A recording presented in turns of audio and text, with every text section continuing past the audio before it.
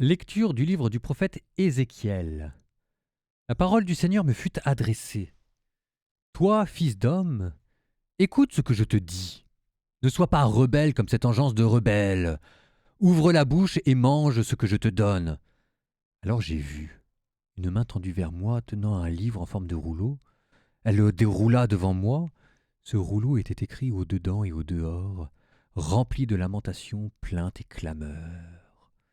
Le Seigneur me dit, fils d'homme, ce qui est devant toi, mange-le, mange ce rouleau, et puis va, parle à la maison d'Israël. Et j'ouvris la bouche, il me fit manger le rouleau et me dit, fils d'homme, remplis ton ventre, rassasie tes entrailles avec ce rouleau que je te donne. Je le mangeai, et dans ma bouche, il fut doux comme du miel. Il me dit alors, debout, fils d'homme, va vers la maison d'Israël, et dis-lui mes paroles.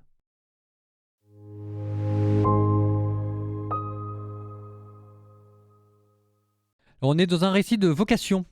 Alors vous aviez la vocation de Jérémie, qui était très étonnante, très émouvante, tout en finesse et en intimité. On était presque dans un rapport de séduction. Vous avez aussi la vocation d'Isaïe. Alors lui, il a une grande vision extraordinaire, il voit la gloire de Dieu. Et puis vous avez la vocation du prophète Ézéchiel. Et alors Ézéchiel, il y a toujours un petit côté psychédélique. Ézéchiel, alors que tout le monde le situe bien, Ézéchiel, c'était un prêtre, mais qui vivait du temps de la déportation. Et donc lui, il vivait pas très loin de Babylone. Donc c'est juste après, il sera question à la fois de pourquoi est-ce que tout ça, ça a amené à un désastre.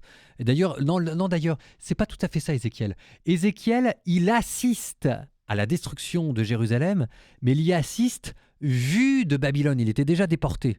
Donc en fait, lui, il a tout vu, mais par journal interposé, si jamais je puis dire. Et donc il a vu d'abord que Jérusalem allait être détruite, mais il était déjà déporté, lui. Je vous ai dit que ça s'était fait en 2 fois, hein. Tout le monde suit bien, hein. Donc lui, c'était un des déportés de la première heure. Et il a vu la destruction de Jérusalem. Et donc là, on lui donne ce rouleau. Et ce rouleau qui est extraordinaire, parce que ce rouleau va être rempli de paroles violentes. Et pourtant, il est doux. Donc c'est la même parole de Dieu qui est à la fois remplie d'amertume et remplie de miel. Ça, les enfants, c'est ce qu'on appelle la vérité. La vérité, c'est à la fois quelque chose d'extrêmement rude et en même temps quelque chose d'extrêmement apaisant. C'est ce qu'il nous faut, c'est le remède.